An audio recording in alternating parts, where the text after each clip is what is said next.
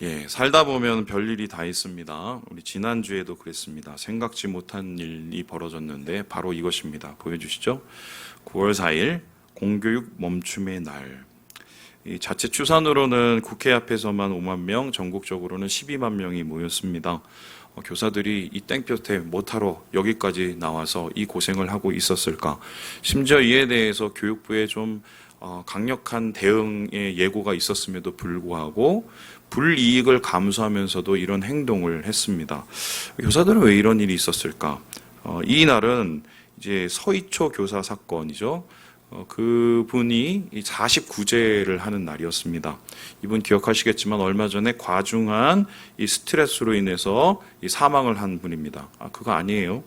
그런데 이 자리에서 이제 단순히 서희초 교사들의 문제를 이야기하는 것이 아니라 이러한 비슷한 환경을 가지고 있는 교사들이 여전히 많고 여전히 그들 역시 죽음 앞에 서 있는 어려움이 있기 때문에 이것을 어떻게 해결하고 싶어서 이 선생님들이 이런 극단적인 방법을 쓰게 된 것입니다.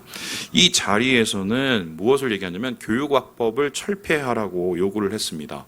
그렇다면 선생님들이 말하고 있는 교권 회복을 위한 교육학법이란 무엇일까요? 이 담에서 보듯이 아동학대처벌법과 아동복지법에 문제가 있다. 그래서 이것 때문에 교권이 계속 무너지고 있기 때문에 이것을 좀 해결해 달라고 국회와 국민들에게 이야기를 하고 있는 것입니다. 이러한 이 교권의 문제 때문에 이 보수 언론과 진보 언론에서는 상대 진영의 잘못이라고 책임을 전가하고 있더라고요. 그래서 제가 이쪽도 읽어보고 저쪽도 읽어보고 전 딱 중간이니까요.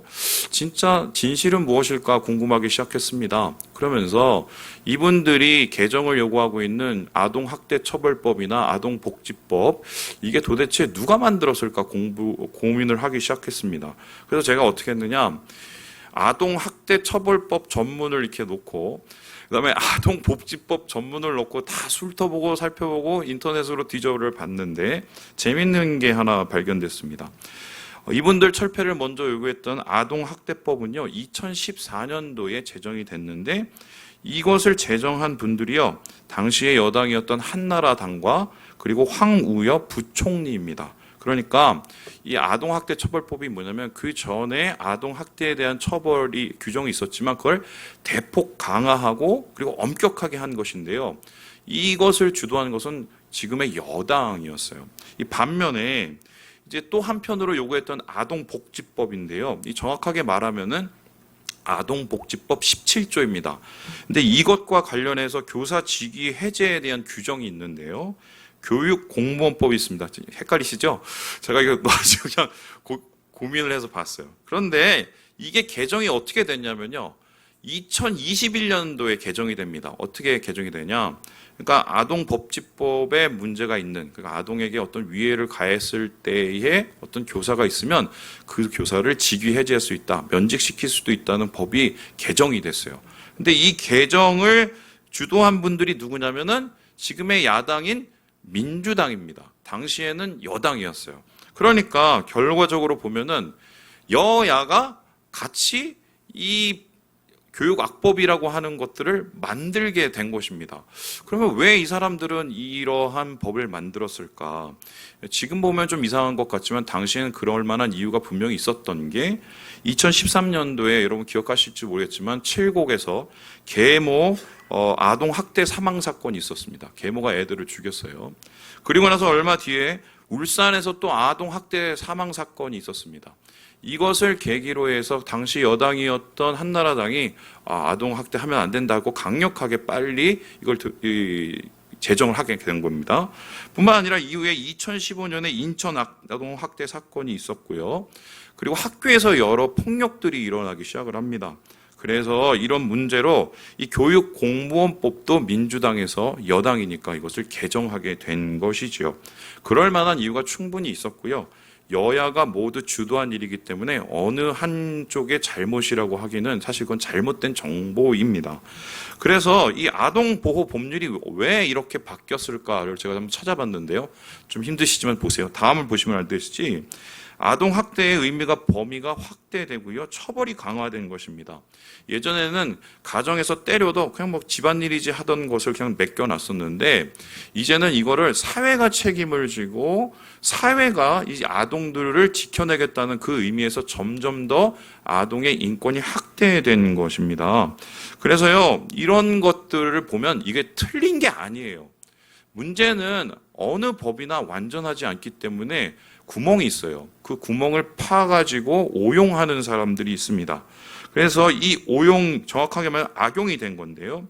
가정폭력에 대한 부분이 학교폭력으로 확대되면서 선생님들의 교권이 이제 침해받기에 이른 것입니다. 제가 예를 한번 들어볼게요.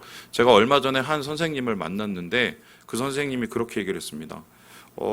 같이 이게 그 교사가 앞에 있고 애들이 공부를 하는데 애들 중에 말 더럽게 안 듣는 애들 있죠. 항상 있었어요. 뒤에서 라면을 먹는데요. 수업 시간에. 그게 말이 돼요? 저희 때는 그러면 어떻게 합니까? 야, 너 일로 와. 그래갖고 어떻게 해요? 막 무조건 잡아 때리든지 너 나가 있어. 아니면 너 뒤에서. 요즘엔 그게 안 된답니다. 때리면 학대요. 나가라고 그러면은 교육권 침해가 되는 거예요. 그러니까 선생님들이 그냥 보고 그걸 가만히 있대요. 그래서 저희 교회 청년 중에 한 선생님이 있어요. 요즘 체육교사 하는 선생님인데 체육 시간에 선생님 이름을 누구야 하고 불러도 뭐라고 할 수가 없는 상황이래요. 자칫하면 문제가 생기니까요. 그래서 이러한 이 법이 악용되는 것을 막기 위해서 선생님들이 교권보호 합의안을 의결을 했는데요. 이제 그 내용이 뭐냐면 교원 지위 향상하기 위한 교원지휘법, 초등, 중등 교육법 개정하고 유아교육법 바꾸고 교육기본권 이 4대 법안 만들어 달라는 요구였습니다. 이렇게 요구하고 나가서 피켓을 들었기 때문인지는 모르겠지만 지난 4일 날에 교육위 국회에서요. 이 법률을 개정하기로 잠정 합의했다고 얘기를 들었습니다. 이 교사들의 요구가 어느 정도 열매를 거둔 것이죠. 그런데 제가 이런 일련의 이야기들하고 이런 법률적인 이야기 제가 상당히 싫어하는데 이걸 살펴본 이유가 뭐냐면 제 마음속에 드는 의문 하나 때문이었습니다. 어떤 의문이냐면 진짜 법을 바꾼다고 이게 해결이 될까라는 생각이었어요. 물론 교사들의 최소한의 처우를 개선해 주기 위해서 법률도 개정해야 되겠지만 정말 이렇게 법적으로 뭔가를 만든다고 그래서 지금 무너진 교권이나 강단이 다시 회복될 수 있을까 하는 생각이었습니다. 그래서 저는 이제 목사기 때문에 본질에 항상 고민을 하잖아요. 이 오늘날의 이 교권 침해의 본질적인 문제가 뭔가를 가지고 고민을 하다가 이 기사를 보게 됐는데요. 이 사람이 누구냐면 이 제3자의 시각이에요. 한국에 있는 BBC 그러니까 영국 방송에 이분이 이 사건을 어떻게 보는지 기사를 하나 접하게 되고 제가 아하 싶었어요. 제가 한번 그걸 읽어보겠습니다. 이러한 민원 제기 문화를 부추기는 것은 한국의 초경쟁 사회이다. 모든 게 학업적 성공에 달려있기에 학생들은 매우 어린 나이부터 명문대에 들어가기까지 치열한 경쟁을 벌인다. 또한 학부모들 중에는 자신이 낸 세금으로 교사들이 월급을 받는다고 생각하는 사람들이 있다. 그들은 자신들이 갑질을 해도 된다고 강하게 믿고 있다. 우리는 지금 이 문제 해결점을 법률 개정으로 지금 몰아가고 있지만 이 사람이 옆에서 제3자의 시각으로 보기에는 이 본질적인 문제를 다르게 다루고 있어요. 두 가지 얘기를 하고 있는데 이 첫 번째는 뭐냐면요. 초경쟁 사회의 문화입니다. 어디 가나 다 경쟁을 합니다. 죽도록 경쟁을 하죠. 이를 알 수 있는 지표가 있는데요. 바로 교사들에게도 그 경쟁 문화가 지금 대두되고 있다는 겁니다. 다음 보여주시죠. 이게 2019년 자료인데 이 교사 능력에 대한 자질이 어떤지 국민 신뢰도에 대한 이 검사를 했는데 그 조사 결과 다음에서 보듯이 2.79 점점점 낮아지고 있습니다. 5점 만점 기준이니까 자기 교사들, 자기 담임 선생에 대해서는 신뢰가 60점도 안 되는 거예요. 100점 중에. 뿐만 아니라 저기 보듯이 학부모에 대한 평가를 봐도 못하고 있다는 사람들이 34.2% 무시 못할 숫자가 있는 것입니다. 그렇다면 왜 학부모들은 교사를 믿지 못하고 학교를 믿지 못하고 있을까? 한마디로 표현하면 이 총경쟁 사회에서 입시에 전혀 도움이 안 된다는 것입니다. 학교 가서 애들이 배울 게 없다는 거예요. 그래서 이 불신의 지표 속에 나타나 있는 이 진실이 뭐냐면요. 성적 지상주의고요. 두 번째는 인성은 아예 포기한 겁니다. 인성교육은. 이 두 번째로 이 갑질 문화에 대한 얘기를 해보면 이 그림을 보면 이해가 되실 겁니다. 얼마 전에 보여주시죠. 이런 말도 안 되는 이야기가 일어났습니다. 왕의 DNA. 내 애는 왕의 DNA니 왕처럼 대우해라. 어떤 학부모가 썼습니다. 그런데 이거를 보고 왕처럼 대우를 안 해준 것 같아요. 그런데 여기에 대해서 승질이 나서 이분이 어떻게 했습니까? 이 교사를 아동학대죄로 신고를 합니다. 이분이 때린 것도 아니에요. 그냥 말 한마디 한 걸 가지고 아동학대로 신고를 하게 되는데요. 하필이면은 이 학부모가 누구였냐면요. 교육부 관계자였습니다. 그래서 이것 때문에 이 교사가 면직 위기에 처해 있었어요. 이것을 보면 알 수 있겠지만 여러분, 선생이 고용인입니다. 그냥 학부모가 돈 주고 고용을 한다고 생각을 한 거예요. 그러니까 나는 갑, 너는 을, 나한테 잘해. 이런 생각이 기본적으로 깔려 있기 때문에 선생한테 이렇게 막 대들고 자기 아이들의 인권을 가장한 이런 말도 안 되는 요구를 하고 있는 게 지금 한국 교육의 현실이라고 할 수 있겠습니다. 저는 여기에 한 가지 더 붙이고 있어요. 갑질 문화, 초경쟁 사회 문화, 이거에 덧붙여서 뭐냐면요. 이기심이에요. 이기주의. 이게 다음 그림을 보시면 이해가 되는데요. 여러분 여기 가보셨습니까? 제가 오늘 이 이야기를 하는 결정적인 계기가 뭐냐면 여기 아시죠? 홍은동 저쪽에 있는 초등학교 가보니까 제가 깜짝 놀라서 거기 정문에 그냥 쫙 조화가 도배가 돼 있어요. 분조화함이. 그래서 이게 어떻게 됐냐 했더니 두 분이 돌아가셨잖아요. 극단적인 결정을 하셨죠. 그래서 왜 이분이 돌아가셨는지 제가 살펴봤더니 법 때문이 아니에요. 뭐 때문이었냐면 두 가지인데 갑질, 학부모 갑질. 두 번째는 뭐냐면 이런 상황 속에서 누군가는 도와줘야 되는데 책임이 있는 학교장이나 교감이나 이런 분들은 그냥 네가 알아서 하라고 책임을 다 맡겨버린 거예요. 갓 20 후반 된 이제 선생님 처음 된 사람이 이거를 감당할 수가 있겠습니까? 그러니까 이렇게 저렇게 하다가 그 갑질에 당하다가 책임에 몰려갖고 이런 극단적인 선택을 하게 됐는데요. 지금 한마디로 표현하면 이 교실은요 각계전투예요. 그래서 선생님들이 어떤 생각 갖고 있냐면 오늘도 무사히 이런 생각 갖고 학교를 가고 있다고 제가 직접 얘기를 들었어요. 중요한 것은 아까운 생명들이 그것도 교사들이 희생을 당하고 있다는 것입니다.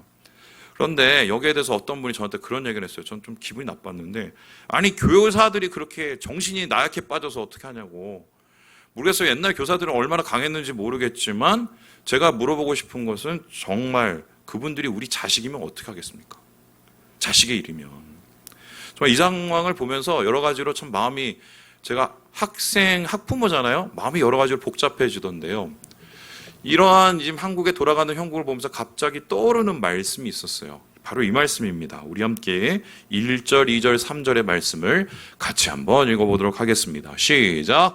너는 이것을 알라. 말세에 고통하는 때가 이르러 사람들이 자기를 사랑하며 돈을 사랑하며 자랑하며 교만하며 비방하며 부모를 거역하며 감사하지 아니하며 거룩하지 아니하며 무정하며 원통함을 풀지 아니하며 모함하며 절제하지 못하며 사나우며 선한 것을 좋아하지 아니하며. 지금 이 이야기는 이 말세에 대한 이야기입니다. 이 바울이 바라보는 말세는 예수님이 오셨던 초림과 다시 오실 그 재림의 사이라고 얘기할 수 있는데요. 이때의 시기를 가르쳐서 고통하는 시기라고 이야기를 합니다. 이 고통하는 단어를 조금 더 표현을 하자면 이 수인돌 목사님은 야만해라고 표현합니다. 그러니까 지금 우리가 살고 있는 이 시대가 어떤 시대냐? 야만적인 시대, 야만의 시대라고 표현을 하고 있습니다. 왜 야만의 시대입니까? 이러한 세상을 야만적으로 만드는 것이 몇 가지가 있는데 극단적인 이기주의입니다. 남은 생각 안 하고 나만 생각하는 자기 애가 이 세상을 망치고 있다는 것입니다. 두 번째는 극단적인 물질 만능주의예요. 돈 좋아하고 돈으로 다 끝나는 이 사람들의 생각이 이 세상의 다른 가치들을 다 무너뜨리고 있다는 것입니다. 뿐만 아니라 사람들이 점점 더 자기중심적이 됩니다. 자기중심적이 돼서 어떻게 되냐? 내가 어떤 사람한테 어떤 말을 하고 행동을 할 때 그 사람이 어떻게 느끼고 어떻게 상처받을지를 전혀 생각하지 않고 있습니다. 그러니까 사납게 굽니다. 승질이 나면 승질을 냅니다. 그리고 마음속에 뭐 욕구가 찾아오면 그걸 어떻게든 해결을 합니다. 그러니까 말 그대로 짐승과도 같은 야만적인 시대가 지금 도래하고 있다라고 이야기를 하고 있습니다. 이런 것을 봤을 때 바울은 절대로 이 긍정적인 마인드를 가진 사람은 아니에요. 굉장히 현실주의자, 현실을 굉장히 있는 그대로 보고 있는데 지금은 말세고 고통하는 시대, 야만의 시대라고 이야기를 합니다. 문제는요, 뭐 세상이 언제 안악했습니까? 이 세상 속에서 살아가는 지금도 이 세상이 점점 더 어려워지고 점점 더 고통스러워진다는 것입니다. 왜 그럴까? 오늘 말씀을 보면은 이 세상이 점점 더 고통스러워진 이유, 말세가 더 고통스러운 이유를 이렇게 정리하고 있는데요. 보여주시죠. 첫 번째는 우리 같이 한번 읽어볼까요? 시작! 세상이 더 악해지기 때문이다. 세상이요, 안 그래도 악한데 더 악해진답니다. 13절을 보면 속이는 사람은 더 속이고 사기치는 사람들은 더 사기치고 나쁜 짓 하고 못된 짓 하는 사람들은 더 못돼지는 게 지금의 현실이라고 이야기를 하고 있습니다. 왜냐하면 이 세상 하나님의 말씀도 잘하고 그 선한 영향력도 나타나지만 반대로 가라지들도 많고 악의 뿌리들도 점점 깊어지기 때문에 세상은 점점 더 고통스러워진다고 이야기를 하고 있어요. 두 번째로 지금 우리가 살고 있는 이 말세가 더 고통스러운 이유가 뭐냐면 교회조차도 흔들리고 있기 때문이라고 합니다. 여러분 이 말씀 아시죠? 경건의 모양은 있으나 경건의 능력은 부인한다. 이 말씀이 오늘 이 디모데 후서 3장 말씀인데요. 이 말씀이 왜 여기 나온지 아세요? 앞에 나오는 19가지의 말세의 나쁜 징조들을 다루면서 그 이야기를 교회에 갖다 붙이고 있습니다. 그럼 이 소리가 뭐냐면요. 이게 세상 이야기가 아니라는 거예요. 속이고 사납고 그리고 이기적이고 돈 좋아하고 이런 일들이 어디에도 일어나고 있다고요? 교회에도 똑같이 일어나고 있다는 겁니다. 심지어 이렇게 일어나고 있는 현상은 디모데가 사역하고 있는 에베소 교회를 지금 굉장히 어렵게 만들고 있는 상황이었다. 교회라도 제대로 서 있으면 좀 사회가 좀 어느 정도 영향을 받을 텐데 교회조차 흔들리니 세상이 더 악할 수밖에 없고 말세가 더 고통스러울 수밖에 없다고 얘기합니다. 마지막으로 뭐라고 얘기할까요? 우리 같이 한번 읽어볼까요? 시작! 성도가 박해받기 때문이다. 이런 상황 속에서 제대로 살려고 하고 경건하게 살려고 하는 성도들조차도 공격을 계속 받고 있다는 거예요. 우리 함께 12절의 말씀을 같이 한번 읽어보겠습니다. 시작! 무릇 그리스도 예수 안에서 경건하게 살고자 하는 자는 박해를 받으리라. 박해를 받는데요. 재밌는 거는 예수님 안에서 제대로 살려고 하면 박해를 받는답니다. 여러분 이때까지 배웠던 축복 설교 잘 들으시면 이 얘기가 이해가 안 됩니다. 예전에 우리는 어떻게 배웠습니까? 예수 잘 믿으면 어떻게 해요? 다 잘 된다고 했습니다. 부자 되고 잘 먹고 잘 살고 막 병도 수독독 일어나고 자식들도 다 잘 되고. 그런데 성경을 잘 뜯어보면 그런 얘기를 한 게 별로 없습니다. 예수 제대로 믿으면 어떻게 돼요? 박해를 받아요. 여러분 바울이 꾸며낸 걸까요? 이 성경의 이 마태복음을 보면 예수님이 뭐라고 하셨냐면 야 니네들이 박해를 많이 받아. 왜 그런 줄 알아? 니네가 나를 믿어서 그래. 제대로 믿으면 니네도 박해받는다. 그런데 기뻐해. 제대로 믿고 있다는 거야. 이렇게 예수님께서 말씀을 하셨는데요. 이러한 상황을 겪고 있는 모든 것들은 지금 디모데에 대한 이야기고요. 디모데는 이러한 박해를 직접적으로 경험을 하고 있었습니다. 그는 약했고 그를 둘러싼 교회의 적들은요 강했습니다. 복음에 충성을 했는데도 계속 어려움이 옵니다. 끝날 기미도 보이지 않습니다. 폭풍인 줄 알았는데 이게 장마가 계속이 되는 거예요. 그래서 그는요 이제 다 모든 것을 포기하고 싶은 상황까지 이르렀을 몸입니다. 영적으로 아버지였던 바울이 이런 상황을 눈치챈 것 같아요. 그리고 펜을 듭니다. 디모데를 향해서 어떻게 하냐면 이렇게 더 악해지는 말세를 견뎌낼지 그 방법을 제시하고 있는데요. 우리 같이 한번 14절의 말씀을 읽어보도록 하겠습니다. 시작! 그러나 너는 배우고 확신한 일에 거하라. 너는 내가 누구에게서 배운 것을 알며 너는 누구에게서 배웠니? 라고 질문을 하면서 거기에 거하라 라고 얘기를 합니다. 여러분 여기서 말하는 거하라는 단어는요, 다음에서 보는 것처럼 매노라는 단어입니다. 이 매노라는 단어는요, 살다라는 말도 되지만 굳게 지키고 거기를 떠나지 않는 것을 뜻합니다. 그러니까 바울이 생각할 때 점점 더 어려워지고 악해지는 이 말세를 버틸 수 있는 방법은 배우고 확신한 것에 거하는 것, 거기서 떠나지 않는 것이에요. 그러면 그가 배운 것은 무엇일까요? 그가 확신한 것은 무엇입니까? 그는요, 외할머니 로이스로부터 구약을 배웠습니다. 어머니 유니게로부터는 신앙을 배웠습니다. 그리고 바울로부터는 사역자의 마인드를 배웠어요. 그래서 그가 배웠던 것은 다름 아니라 복음 그 자체, 말씀 그 자체, 성경이었습니다. 그래서 그 성경을 통해서 이러한 말세의 어려움을 이길 수 있는 그 능력이 나온다고 바울이 이야기하고 있는데요. 저는 그래서 오늘 여러분과 얘기할 것, 여러분 법 바꾼다고 그게 해결이 안 돼요. 왜냐하면 지금 그 문제를 갑질 문화, 초경쟁 사회 문화, 이기적인 그 문화, 전 사회적인 문화예요. 지금 사실 그게 지금 학교에도 드러난 거고요. 제가 솔직히 한번 여쭤보겠습니다. 교회는 어떻습니까? 교회는 안전지대인가요? 사실 지금 우리는 싸워야 될 때인데 어떻게 이걸 싸우지? 정답이 성경이면 왜 우리가 이 성경을 붙잡아야 되지? 이 질문을 던질 수밖에 없는 거예요. 그래서 저는 오늘 여러분과 함께 이렇게 정리하고 싶은데요. 왜 이 말세에 우리가 더 성경을 붙잡고 지켜야 되는가? 왜 우리가 말씀에 더 목숨을 걸어야 되는가? 그 이유를 세 가지로 한번 나눠보려고 합니다. 우리 같이 한번 읽어보겠습니다. 시작! 예수를 알기 위해서. 우리가 성경을 배우는 이유는 첫째로 예수님 알기 위해서 배운다고 바울이 이야기하고 있습니다. 우리 함께 15절의 말씀을 같이 한번 읽어봅시다. 시작! 또 어려서부터 성경을 알았나니 성경은 능히 너로 하여금 그리스도 예수 안에 있는 믿음으로 말미암아 구원에 이르는 지혜가 있게 하느니라. 여러분 제가 좀 그냥 막말을 해보겠습니다. 성경 66권 다 아시는 분 많죠. 성경 또 막 인물 다 외우는 분 많죠. 또 성경의 역사 다 줄줄 꿰는 분 많습니다. 그런데 솔직히 한번 얘기해 볼게요. 아브라함 알면 구원받습니까? 예? 이스라엘 왕 이름 외우면 구원받습니까? 예수님 제자 12명 이름 외우면은 천국 문에 가나요? 성경의 최종적인 목적은 하나예요. 누구를 알기 위해서요? 예수님이에요. 예수를 안다는 건 어떤 뜻입니까? 예수님이 왜 왔는지 아는 겁니다. 우리 죄 때문에 와요. 우리가 이렇게 되면 다 죽으니까. 그래서 왜 예수님이 십자가를 질지 아는 겁니다. 내 죄를 대신하기 위해서. 그리고 예수 믿으면 어떻게 되는지를 아는 겁니다. 예수 믿으면 주님 안에서 죄사함 받고 천국 누리게 된다는 걸 알기 때문에 우리가 그것을 믿으려고 성경을 보는 거예요.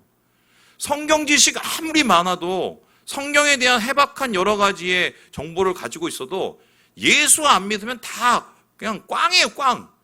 그래서 오늘 지금 바울은 분명히 먼저 이야기하기를 네가 왜 성경을 믿어야 되냐? 지금 이 말세가 엉망진창이 돼서 막 우리에게 가는 길이 막 힘들고 어렵고 하지만 결국 우리의 끝은 예수다. 예수 믿으면 이 말세 속에서 우린 구원받는다. 천국 누린다. 우리가 갈 방향이 정확해진다. 그것 붙잡아라 라고 얘기하면서 성경을 더 배우고 익힐 것을 이야기하고 있는 것입니다.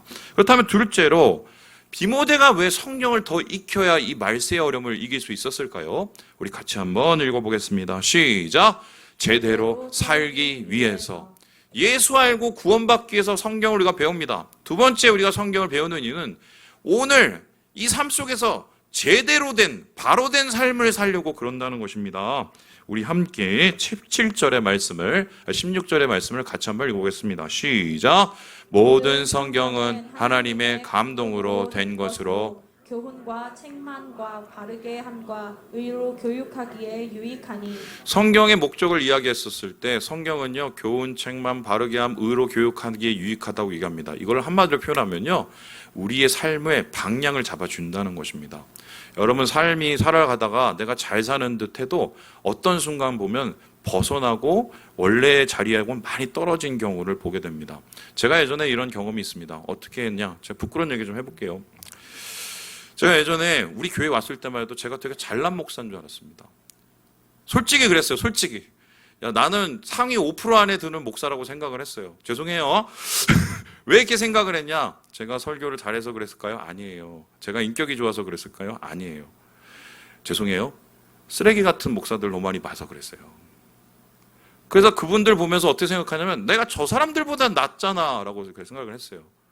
야, 저 사람들은 저런데도 저렇게 목회를 하는데 내가 목회를 하면 더 낫지 않겠어 생각을 했어요.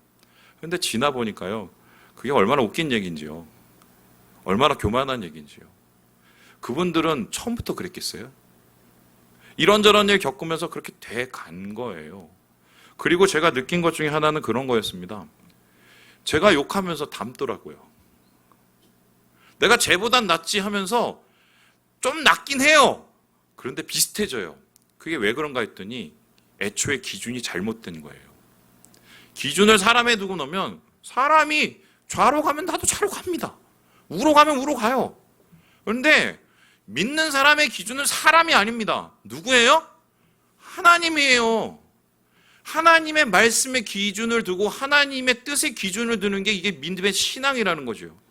근데 자꾸 사람의 기준을 두고 환경의 기준을 들면 닮아가요. 똑같아져요.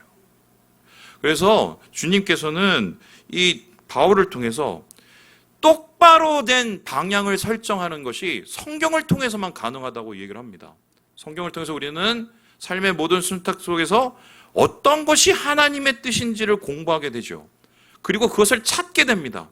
그래서 성경은 다른 말로 표현하면 삶의 나침판이에요. 그래서 그 나침판으로서의 성경을 붙잡으라 라고 이야기를 하고 있습니다. 마지막으로 그렇다면 우리가 성경을 배워야 되는 이 말세를 이길 수 있는 이유가 무엇입니까? 우리 같이 한번 읽어보겠습니다. 시작! 능력을 얻기 위해서. 예수 알고 구원받습니다. 나침반 같은 성경을 통해서 삶의 선택 속에 제대로 된 방향을 잡습니다. 그리고 성경의 최종적인 목적은 능력 얻기 위해서 그런다는 거예요. 우리 함께 17절의 말씀을 같이 한번 읽어보겠습니다. 시작! 이는 하나님의 사람으로 온전하게 하며 모든 선한 일을 행할 능력을 갖추게 하려 함이라. 여러분 이 말씀을 보면요. 하나님께서 살아가는 사람들이 세상 속에서 어떻게 온전하게 선한 능력을 발휘할지를 보게 됩니다. 아무리 좋은 뜻을 가지고 아무리 좋은 마음을 가져도 세상 속에도 악한 상황을 경험하다 보면 나도 모르게 막 변하고 포기하고 싶을 때가 있어요. 이제 그러다 보면은 그때마다 무너지거든요. 그때 뭘 보라고요? 말씀을 보래요. 말씀을 보고 어떻게 하래요? 거기에서 능력을 얻으라는 겁니다. 제가 지난주에 저희 담임 목사님이셨던 이승원 목사님을 이제 개인적으로 식사하고 집에까지 모셔드렸습니다. 그런데 그 모셔드리는데 저한테 그 목사님이 그런 얘기 하시더라고요. 박 목사님, 그래서 예, 했더니 말씀을 가르치세요. 말씀을 가르치세요. 이러시더라고요. 참고로 이제 그 이승원 목사님은 대학생이 성경 읽기 출신이세요. 그 선교 출신이세요. UBF 말고요. ESF라고 있어요. 말씀을 아침부터 저녁까지 외고 그날 보셨죠? 목사님 암송을 달달달 하십니다. 그게 이제 그분의 삶인데 제가 봤을 때 그분의 나이가 그때 한 거의 60 가까이 됐었는데도 계속 뭘 하냐면요. 아침 일찍 묵상하고 그다음에 암송하고 그리고 1:1 제자 양육하러 청년들 만나러 다니셨어요. 그래서 저한테 부탁을 하시길 1:1을 하든 그룹을 하든 말씀을 가르쳐야 된다고. 안 그러면 요즘 큰일 난다고 그 얘기를 하고 저를 가셨습니다. 특별히 청년의 세대에 다음 세대가 불투명해서 더욱 그렇다고 그 얘기를 남기셨어요. 여러분 어디서 능력을 얻으세요? 누가 나에게 막 위로를 해주고 누가 나에게 인정을 해주고 기분 좋죠. 그러면 막 힘이 좀 납니다. 계속 나나요? 그 사람이 또 언젠가 내 욕을 할 수 있는 사람이에요. 그렇죠? 그리고 제가 여러분에게 지금 말씀을 이렇게 전하지만 이게 여러분에게 와닿을 때도 있고 안 와닿을 때도 있습니다. 인간의 얘기니까요. 그런데 말씀 자체에 목숨을 걸면 달라집니다. 하나님 얘기라고서 그래요. 나한테 하시는 하나님의 얘기예요. 근데 그 하나님의 얘기가 안 변해. 그 얘기가 정확해요. 그리고 그 얘기가 나를 향한 영원한 하나님의 약속과 같은 말씀이에요. 그래서요, 오늘날 수많은 교인들의 문제는 전 그거라고 생각을 해요. 이 성경 자체에서 하나님의 말씀 안에서 내가 위로를 얻고 힘을 얻는 게 아니라 자꾸 다른 데서 다른 거를 가지고 해결을 하려고 합니다. 저희 가면 웃긴 목사님 계셔. 저희 가면 그 목사님 말씀 듣고 나면 막 기분이 시원해져. 시원해서 집에 오면 행복한가요? 제일 중요한 거는 주님의 나에게 어떤 마음을 가지고 계시냐는 거예요. 주님이 이렇게 선하게 살아가려고 오늘도 마둥마둥거리는 나에게 하나님이 어떤 마음을 가지고 계시는지 그거를 제대로 알면 아무리 어려워도 버팁니다. 지금 바울이 이야기하고 있는 이유, 디모데야 너 힘든 거 알거든? 근데 말씀을 봐. 거기에 너를 향한 하나님의 메시지가 있어. 그게 능력이야. 거기서 너 다시 일어서야 돼. 이렇게 디모데를 향해서 이야기를 하고 있어요.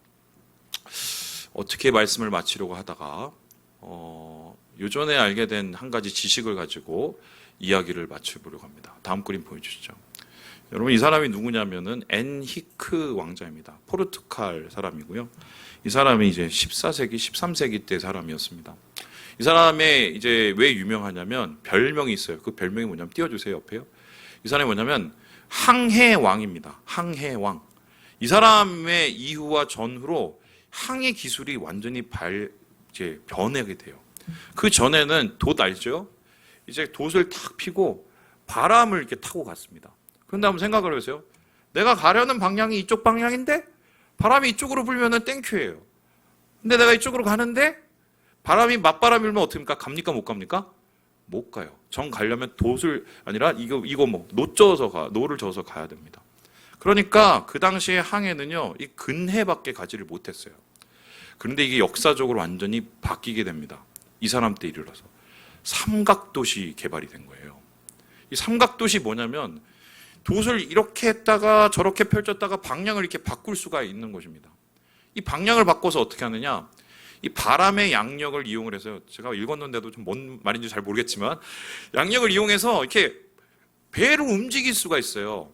그러면은 나는 지금 이렇게 가야 되는데 맞바람이 불어서 옛날 못 갔잖아요. 이 삼각돛을 사용하면 어떤 일이 되냐? 이렇게 갔다가 이렇게 갔다가 이렇게 갔다가 직직으로 가면서 자기 길을 갑니다. 심지어는 엄청난 파도가 오고 폭풍이 와도 이렇게 갔다가 저렇게 갔다가 제대로 된 방향을 쫓아서 가요. 이 삼각돛으로 인해서 어떤 일이 일어나냐? 이 소위 말해서 대항해 시대가 이루어지고 신대륙이 발견되고 서양의 역사가 완전히 뒤바뀌어 버려요. 저는 이것을 보면서 오늘날 이 말세를 살아가는 우리의 모습이 이 삼각돛이 필요하겠다라는 생각이 들었습니다. 다 얘기하죠. 교회 끝났다. 학교도 안 되는데 교회가 되겠어? 목사들은 이미 다 권위가 추락하고 청년은 교회를 떠나고 다 끝났다. 맞죠? 틀린 말 하나도 없습니다. 맞바람이에요. 못 가요. 전의 방법으로는 못 가요. 단 믿음의 돛을 펴고 표대를 향해서 달려갈 때 우린 바람과 싸웁니다. 우리는 폭풍과 싸워내요. 그리고 주님이 원하는 그 구원의 길로 세상 속에서 선한 능력을 이루며 가는 거예요. 말씀에 목숨을 걸면서. 사랑하는 여러분, 말씀이 능력입니다. 주님 안에서 이 마음으로 이 하루를, 이 한 주를 살아가시는 우리 모든 형제 자매들 되시길 주님의 이름으로 축원합니다. 기도하겠습니다.